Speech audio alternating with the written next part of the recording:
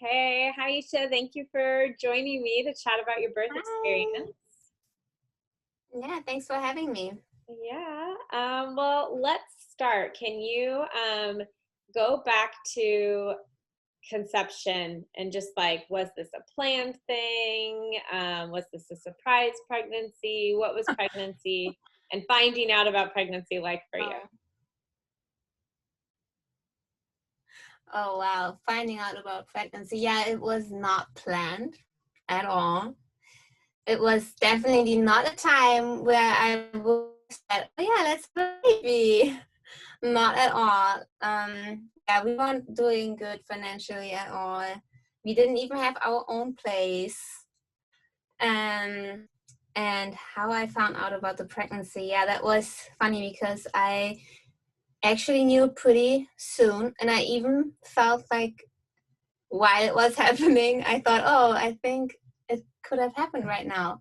Uh-huh. But I just pushed it to the side, and so I kind of knew it pretty early, but I really tried to ignore that feeling. And once I saw the full moon and I didn't have my period yet, I thought, oh shit, I think this is pretty clear now. I have to be pregnant because I always have my period on full moon. Right. So did you So take a test or did you just like yeah, know and yeah, you took a test? then I did. I already knew, but I just wanted to have like the physical evidence kind of to show also kind of, my husband, like, oh, look, this happened now. And Yeah, what so was I was really not feeling good about it. I was shocked. I was scared. But I have to say, once I saw it on the test that I was pregnant, everything changed. Like, that's the moment when I could also just like admit it to myself, like, okay, you really are pregnant. And then everything became like just like a dream. It was oh, like I felt like, oh my god, I really received a blessing. I felt really like I'm like in heaven. It was crazy. Like the first 2 weeks was really like that, and then I got the nauseous episodes and mhm. yeah, not Morning feeling sickness. well. Yeah, but Morning sickness, that did it last all day for you? no, just at some like sometimes in the morning Mhm. or when I was smelling raw food. Mhm. Yeah, I didn't want to cook like those kind of things, but I never had to throw up, so I was Mhm. lucky. And it stopped right at the 12th week. Nice. So Like textbook. Textbook yes, pregnancy. yeah. How else was your pregnancy? Did anything else come up along the way that was unusual for you or? Um, I think I had a really easy pregnancy. What came up was that I really had a strong feeling about his gender. Mm. So I had a pretty strong intuition because I asked myself what I would like to have, kind of. I was just like talking to myself, and I just had this, oh, maybe a girl would be easy. Like without really having a preference, I just thought maybe a girl is easy. And then I kind of got a response saying, well, too bad, it's going to be a boy for sure.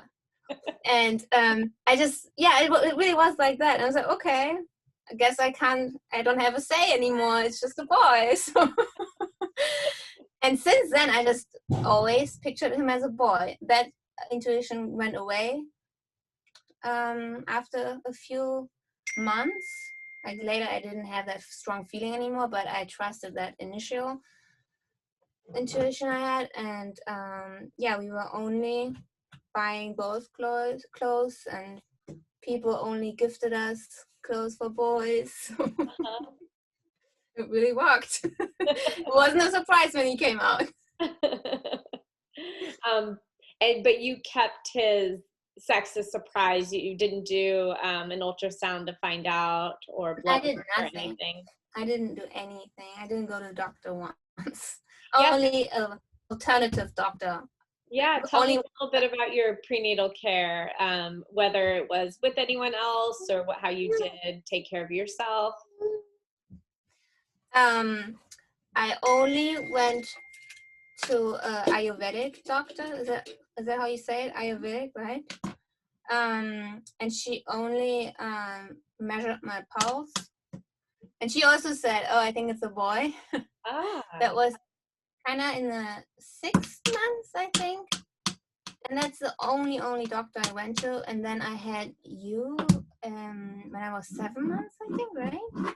yeah, Or 8 yeah. months. We met. A friend messaged me and said that she gave you my contact because Mm-hmm. you were saying you wanted to do a free birth, unassisted birth. She was like, whether you do it or not, you should meet my friend because Yes. she totally loves free birth and would love to chat with you.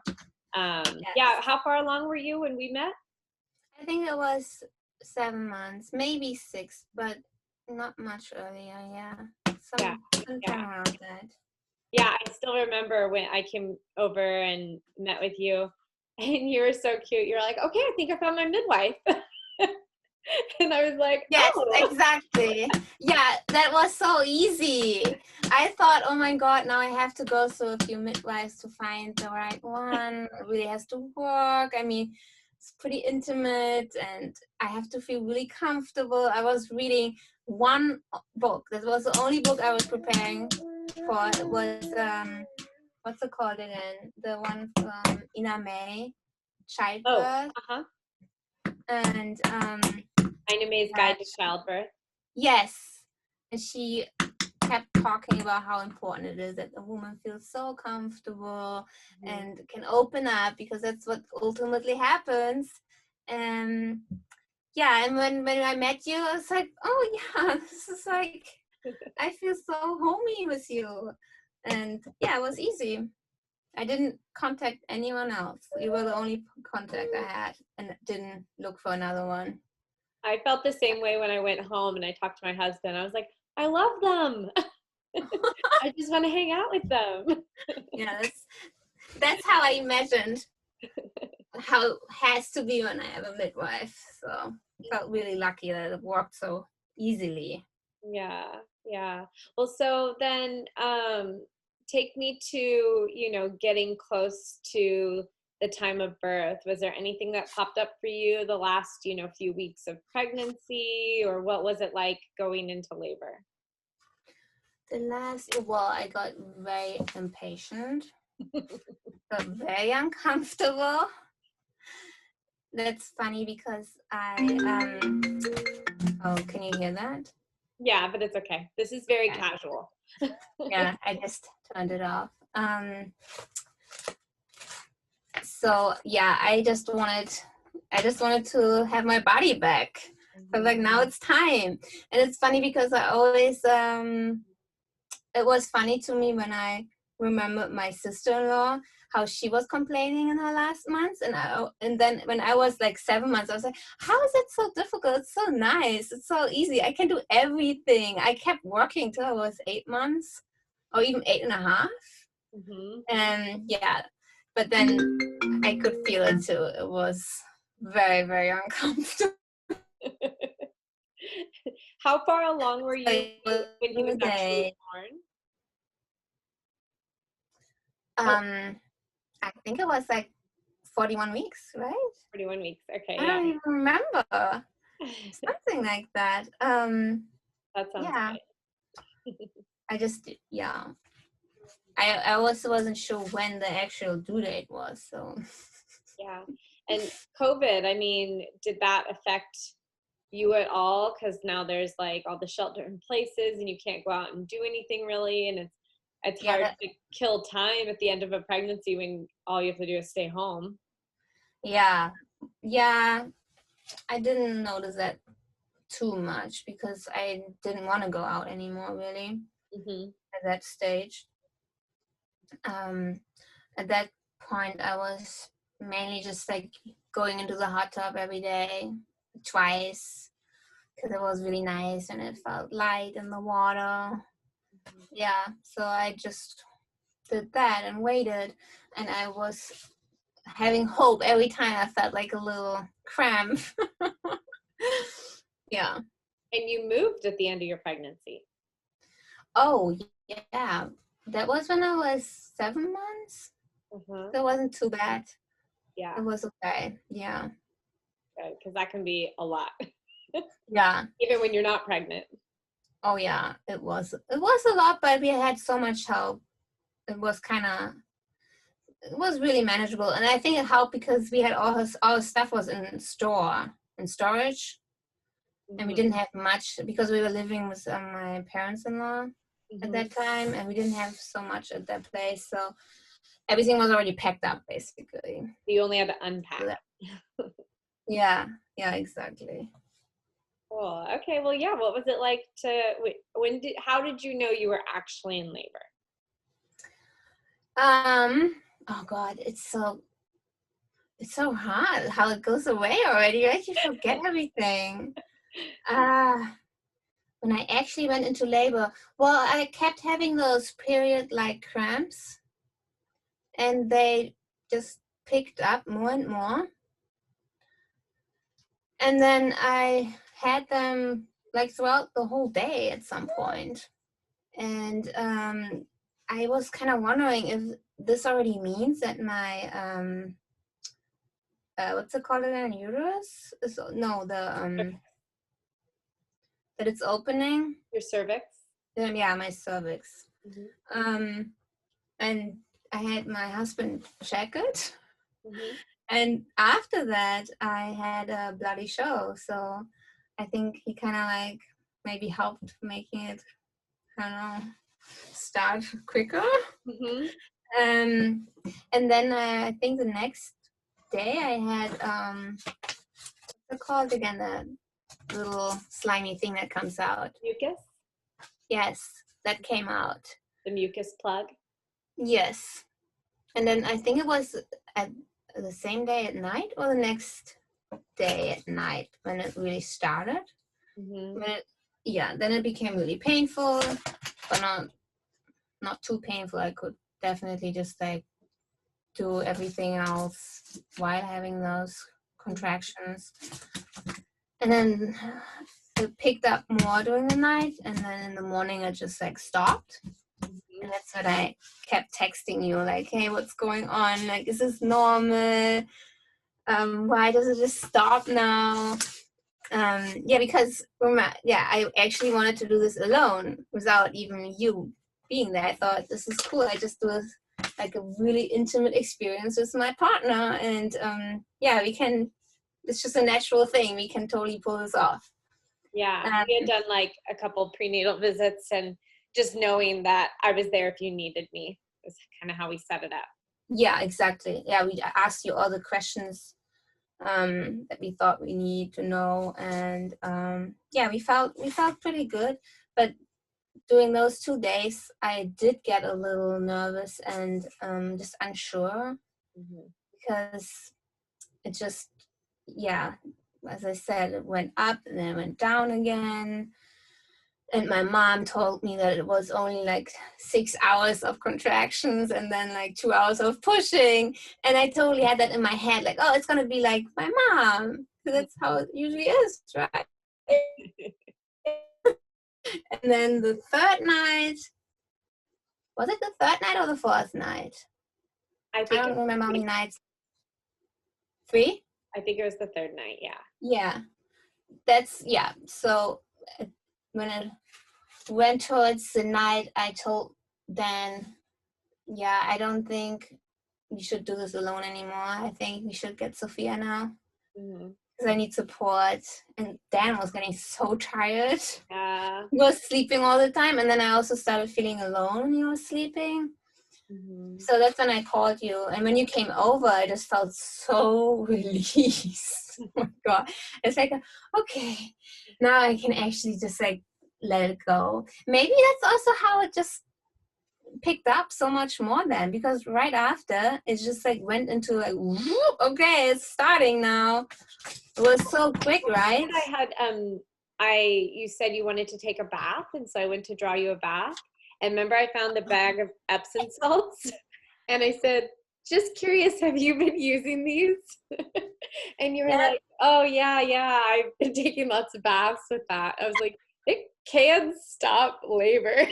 Like, it can slow things down. And I mean, like, I had preterm labor, and that helped me stop my contractions. And it got to a point where it wasn't helping anymore and labor was just going to happen. But if you're in the early stages, sometimes it can slow things down. So we decided not to do that anymore, for sure. But it did pick up. So whether it was that or, you know, just sometimes feeling like you have someone there and you can let go of everything else and just be. Totally. Yeah, it felt almost like being a kid again and having a mom around, you know, like in a weird way. It's just like you just have to go through this and someone else is just taking care of everything. I mean, just the way how you always brought me this like power drink that you made with ginger and syrup and lemon or something. Yeah, lemon, maple syrup, and salt. Yeah, I mean, my husband didn't do anything like that. He just didn't know how to comfort me. He tried, like he did whatever he thought was best, but he just didn't know as much. So that was a big deal for me.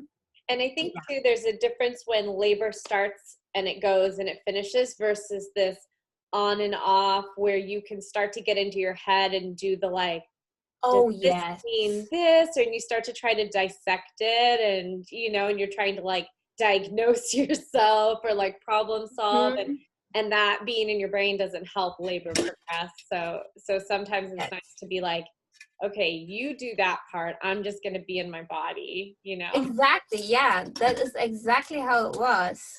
I was completely just focused on just going through those contractions. Didn't think about anything. And then when I asked you, what time is it? And I just kind of thought, like maybe a couple of hours went by. And it was already 12 or 1 a.m. And you came at 6 or 7. I was so I was shocked. I had no idea it was so late already. It was crazy. So yeah, I was totally in that kind of space.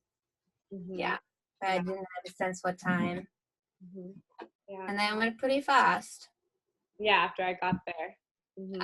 Well, not when the pushing started. That's when it suddenly slowed down again. Yes.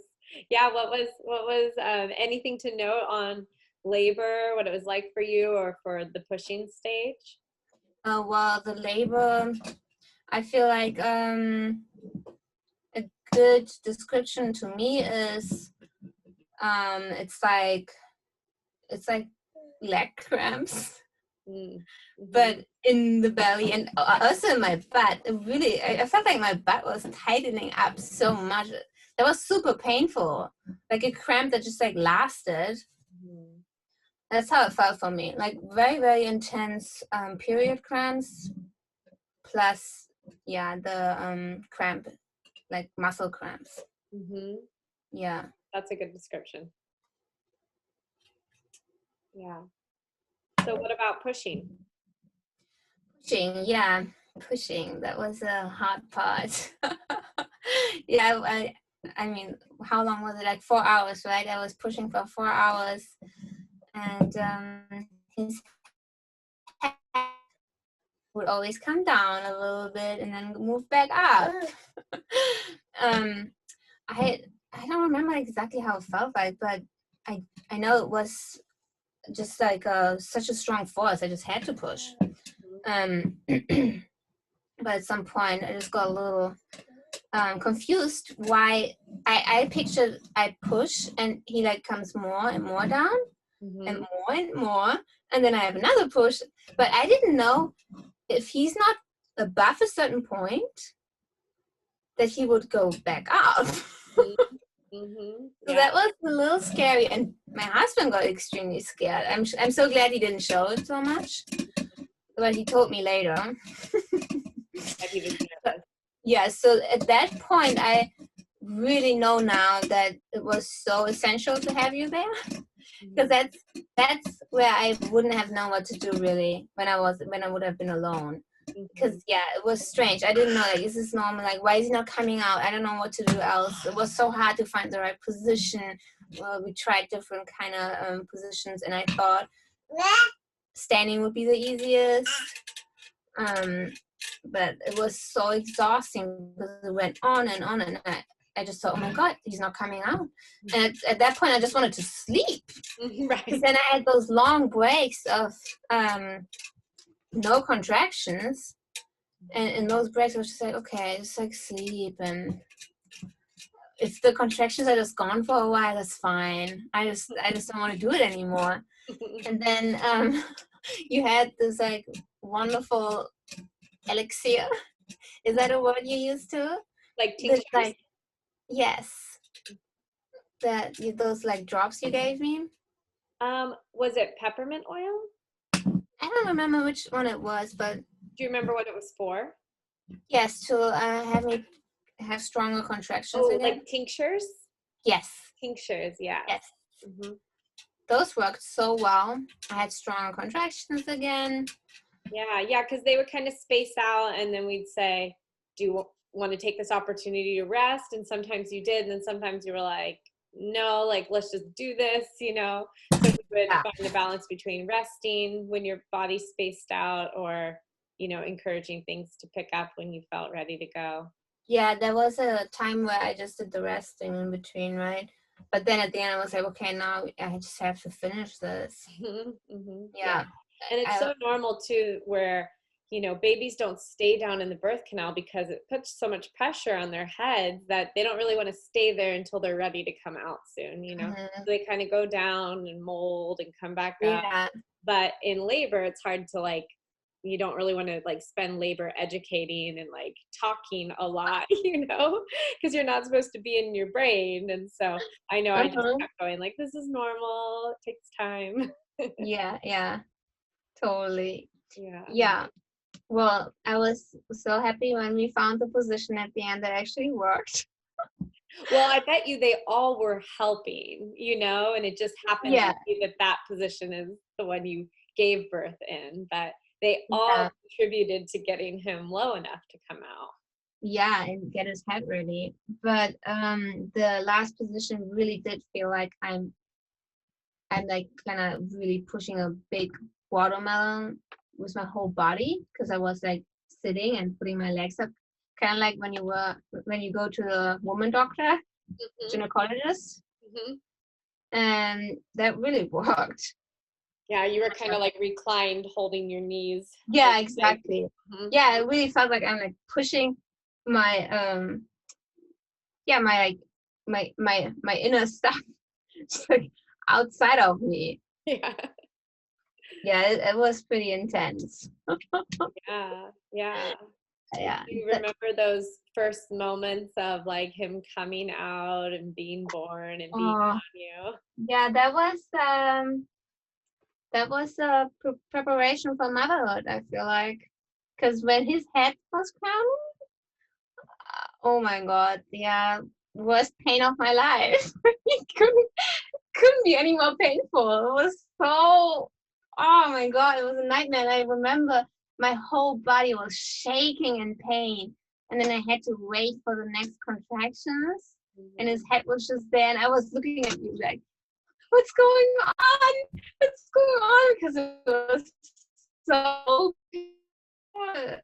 yeah, that was crazy. It's also funny because you always hear that and you talk to other people about it when you prepare for it, and they all tell you that, but then when it actually happens, you're like, okay, this is way beyond my expectations.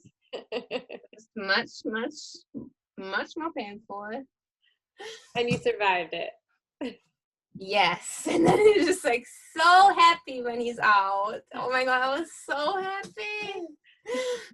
And it's crazy because that's all that counts in that moment, that he's just like out.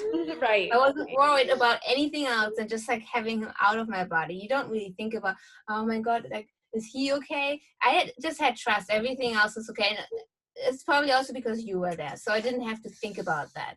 But yeah, all I was focused on was just like getting him out now at that point. Yeah. There is this moment though where it is kind of like a catch your breath. Like if you were to run a marathon and cross the finish line, you wouldn't just like run to pick up your trophy. Even though you're glad you got the trophy, you like just compose yourself for a minute and catch your breath, and then accept your trophy. Um, Yeah. yeah, and his daddy caught him and kind of just brought him right up onto your belly. I love those photos. Yes. They're such sweet photos of him just like wet and slimy and naked on your belly. And he immediately did his arms like out. Like, ah! Too much space. Yeah. Yeah. Anything else you remember, like for immediate postpartum after he was born, like the placenta? What was the birth of that like for you? That was like nothing compared to him being born. So it was a little painful, but yeah, Hmm. Yeah. really not bad at all. I remember laughing because like Oh, the you had nail. just given birth to the placenta and Dave's like trimming his nails. I was like, he hasn't even had his first meal and he's like trimming his nails. He's like, those are Yeah, too long. they were really long. They were. It was so cute though. Oh yeah, that was really funny. Yeah. Mm. Yeah, those were just moments of pure relief and joy. It's like night and day. Mm-hmm. Crazy how different it immediately was. Yeah. And he was fine, didn't need any help with breathing, and your bleeding was great and normal. And did you what was like the first couple weeks postpartum like with you, that like new adjustment and nursing and baby care and healing and Yeah, I was surprised just how beaten up my body felt like. I didn't expect that everything would just hurt so intensely, like right after birth, because while you are in it, your body still feels like it's like on drugs. Like everything feels functioning and you can like walk and have like a lot of strength. But right after, everything is just like gone. Like you can't even walk. I mean, I was walking so slowly to the bathroom. It hurt so bad, like immediately. It was crazy. And then all I could do was just like lay in bed and only went to the bathroom. Yeah, that's all I did. And then the only things that were a little scary or made me worry were the big blood clots I had. I had them coming out for a few days. They were pretty big. Like one was like my fist. And then like still came out like this size or like my thumb, but then they became smaller, so that was okay. But yeah, that was the only scary part for me, and everything else went really smoothly. I mean, no, not the breast. Said no when you said And there really was, the nursing. Well, I mean, compared to what other people say, I guess it did went pretty good because he latched on, he got his milk, colostrum, all that was totally fine. I had enough milk, but the pain, I can understand why some people don't go through and then stop breastfeeding, because the first 2 weeks were horror with the pain. Like, I just kept researching, like, is this normal? What can I do? Why does it hurt so bad?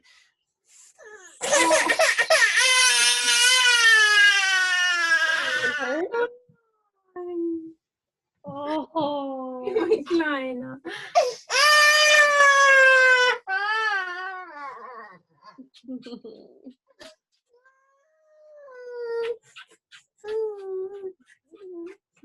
what happened? He put it in his mouth too hard. Yeah.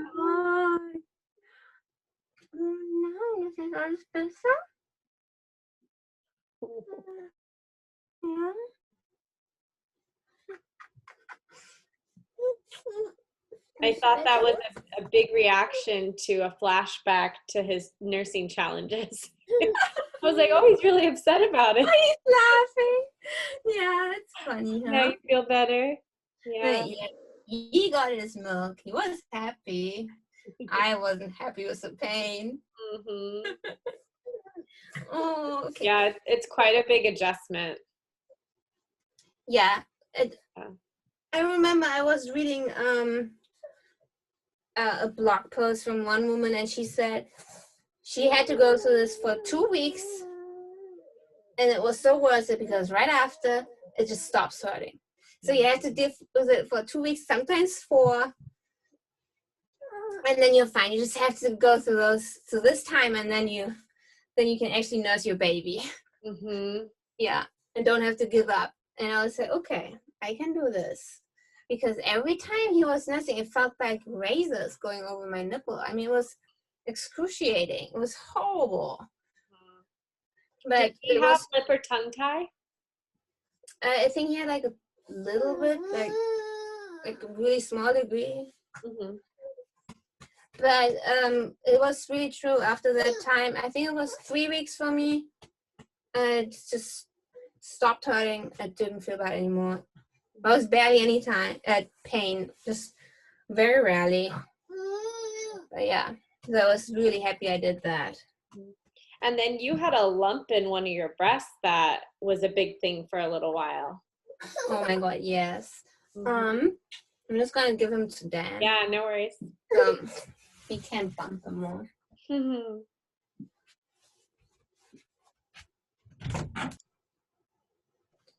Okay, so yeah, I remember you had a lump in one of your breasts that was a thing for a while. I can't remember how long.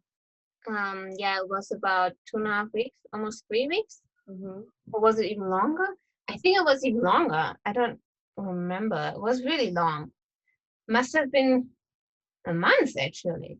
I was gonna say, I feel like it was at least that. Yeah, it was a month. Yeah, I just woke up and had this like pretty big bump right above it, above How my far breast. postpartum were you?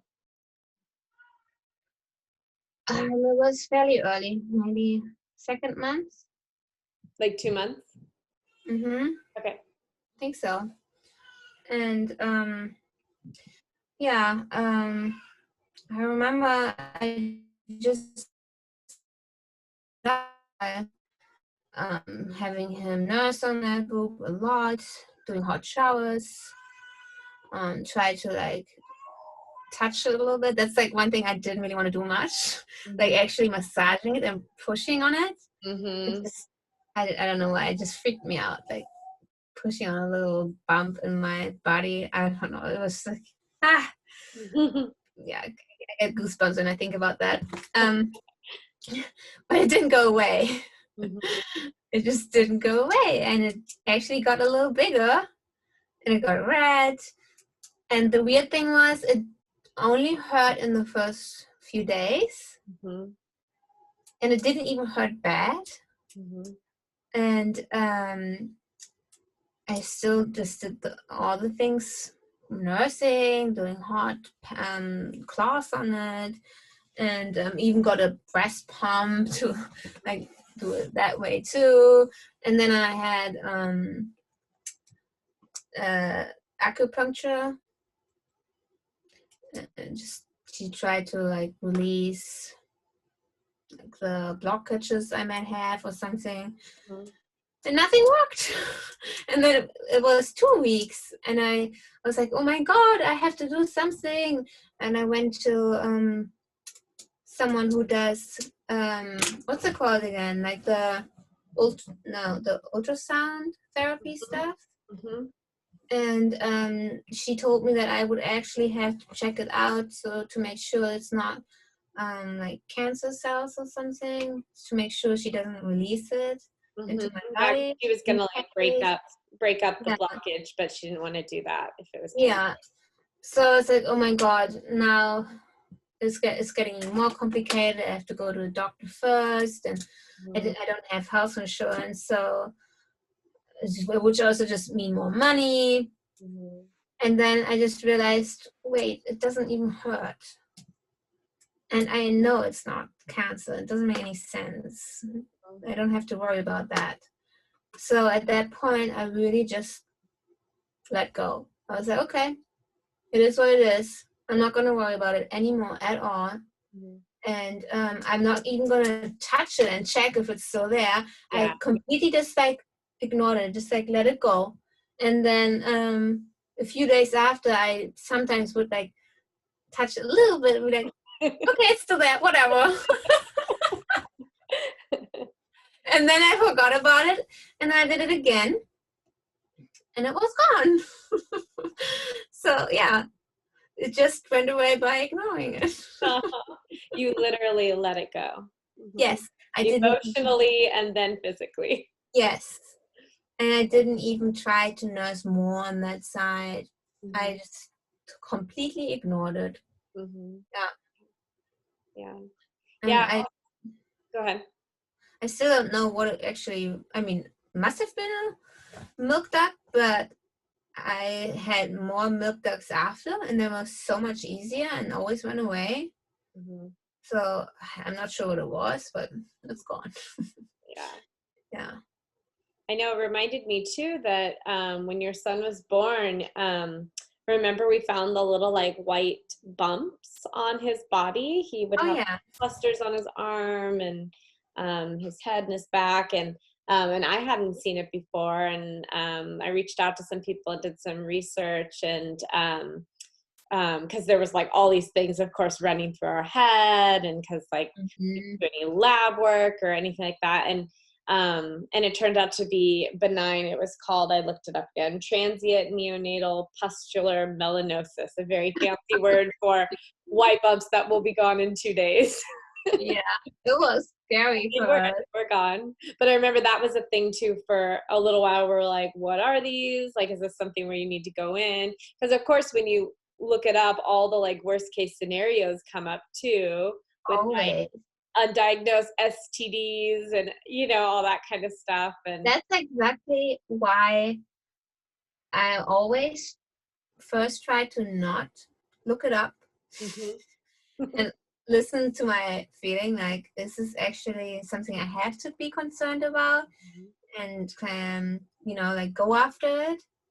And that was my approach with the whole pregnancy, kind of. That's why I didn't go to any doctor, because everything felt there was no issue at all. And yeah, I feel like that's really the way to go when you have something natural happening like a pregnancy and birth. And that's why it's so good when you have someone who's on the same page with this natural approach like you, because then if you wouldn't have had that, you might have like put some other thoughts in my head, you know, like if you give me ideas about like, oh, maybe you have to go to the hospital if you don't push them out, like if you lose your strength or something like that, you know. It's like it's so important to not have someone get you those kind of worries, because it can happen easily then. Yeah, and you're in like a vulnerable position that somebody else's stuff can so easily become your own, where you're like, well, maybe I do need to go in. Yeah, exactly. You really have to select the people you want to surround yourself with in that kind of position. Yeah, and I see all those little things like that came up postpartum as almost like, you know, little tests to your resolve of like taking your autonomy and like being the one to own your postpartum, you know, like, do I actually need to go in and get help for this? Or is this okay? You know, and the scariest part about this is the fact that I don't know, it doesn't have a label. And so I don't know what it is. And I just have to be like comfortable with not knowing what it is. Yeah, exactly. And just trusting. Yeah. Because the doctors often don't even know. Right. Or they think they know, and then they just make everything worse. Yeah. Yeah. And we were chatting a little before we pressed record, but another journey in your postpartum is your broken wrist. Yes. That was not fun. And we were chatting about how adaptable we really are when you were like I'm not gonna be able to do anything. I'm gonna need people to help Oh my me God. 24/7. And then like within a couple days, you were like carrying him, and Yeah, it's crazy. It's absolutely crazy. I was freaking out the first days because I was convinced I really need someone here with me every day now for like 8 weeks. I was like, oh my God, this is going to be impossible. I mean, I don't want someone here all the time. I want to be the one taking care of my baby and hold him, change his diapers, do everything, right? And if my family is not always available, then oh God, I had to like pay a babysitter. And yeah, so my mother-in-law came over the first days, like all the time, all day, and she would help with him. But then after a few days, um, she just had to do the housework because I started doing all the work with my son completely alone. Like I figured out how to pick him up. I would just like, just use my left arm and like get my hand under his butt and like get up. It just works. Mhm. And changing his diaper even. I totally figured out how just I mean, I have still a lot available. I have my left hand, I have my foot.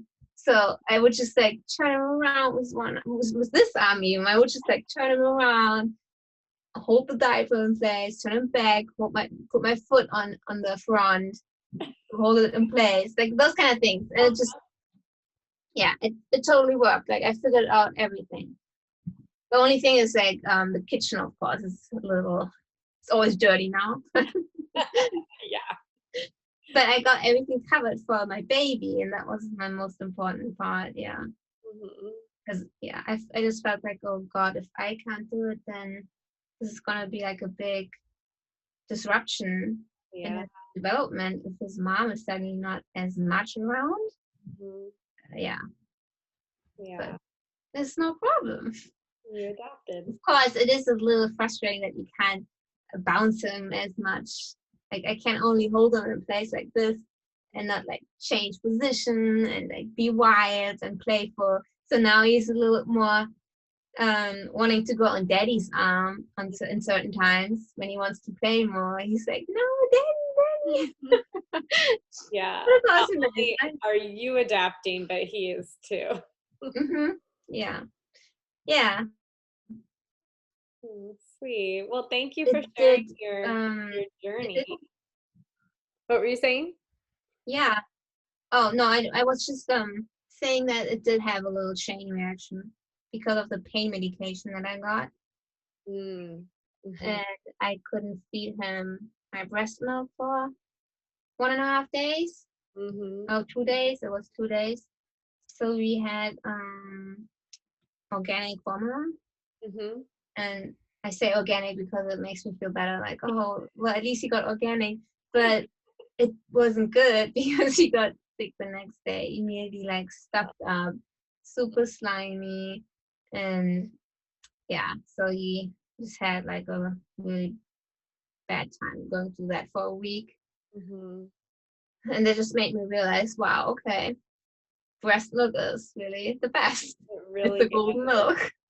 I know a lot of people who keep some like frozen just for emergencies like that. That is really necessary. That's what I'm starting to do now much more. I only had it for a day, the emergency. Mhm. So it wasn't enough. And now I stock up for a week. Whatever week, just in case. Yeah. And if you're ever in a pinch too, I know a lot of lactating mamas who will send some milk. I remember I did that I got donor milk with my son for 2 years because I couldn't nurse him. Um, Uh-huh. and it was such a blessing to not have to have relied on formula Oh my and God. of like all the hundreds of mommies that fed him, it's just so sweet. Oh Yeah. my God. Yeah, you can't substitute breast milk.